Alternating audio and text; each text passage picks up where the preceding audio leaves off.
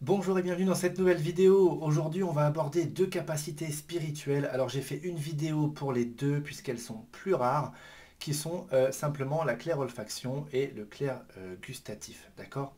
Donc, comment ça fonctionne tout ça? Ben, encore une fois, on va avoir l'odorat, le goût qui vont être développés dans l'invisible.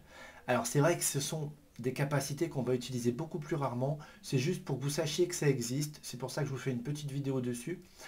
Par exemple, si on parle de la clairolfaction, ça permet comme ça de sentir quelque chose dans l'invisible. Par exemple, on peut sentir, imaginons quelqu'un est décédé et on sait qu'il portait tout le temps tel parfum, et puis quelques jours après son décès, comme ça, on a parfois son parfum qui passe. Eh bien en fait, ça vous permet de savoir que ben, cette personne-là, en tout cas il y a de fortes chances que ce soit cette personne-là, bien, vient vous rendre visite, vient vous faire un petit coucou, juste pour dire je suis là, tout va bien, il y a quelque chose après. En tout cas, c'est souvent pour nous rassurer, puisqu'ils nous voient toujours très inquiets, dans la peine, etc. Donc eux, ils n'ont aucune envie, c'est qu'on aille bien, donc ils viennent nous faire un petit coucou, puis ils veulent aussi savoir qu'on sache qu'ils sont encore là finalement, vous voyez.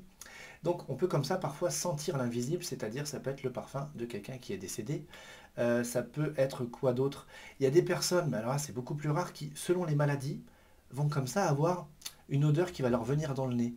Alors on sait bien que sur un point de vue physique, on voit rien du tout, mais ces personnes-là ont développé une capacité qui fait que selon la maladie qui va se passer, ou quand quelqu'un a un cancer, eh bien, ils vont avoir comme ça une odeur dans le nez, et puis bah, ça va leur donner une indication. Donc ça peut être soit quelqu'un de classique, en tout cas un particulier, on va dire, soit c'est vraiment un thérapeute qui a développé cette capacité et qui permet dans son cabinet.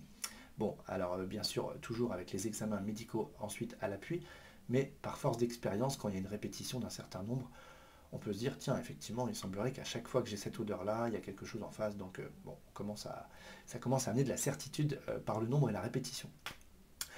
Qu'est-ce que j'ai d'autre à vous expliquer sur la clairolfaction?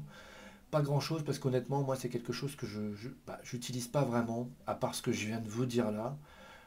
Si, c'est vrai que ça peut arriver parfois de voir quelque chose et puis d'en avoir l'odeur à distance. Bon, voilà, mais il n'y a pas tant de plus-value, sauf pour des personnes qui feraient certaines investigations et qui là iraient voir à la fois avec de la clairvoyance, de la clairaudience, qui se déplaceraient dans certains lieux, peut-être pour apporter des précisions en disant tiens, ben, c'est un lieu comme ci, comme ça, j'ai senti telle et telle odeur. Bon, vous voyez, mais sinon guère plus. Et ensuite, au niveau du goût, bah alors là, c'est encore peut-être même plus rare. Moi, la seule expérience que je pourrais vous donner, c'est d'avoir pris quelque chose dans la main et d'en avoir le goût dans la bouche. Voilà, mais c'est tout. Enfin, j'ai pas vraiment eu plus d'expérience que ça au niveau gustatif, ou bien de voir quelque chose et d'en avoir le goût.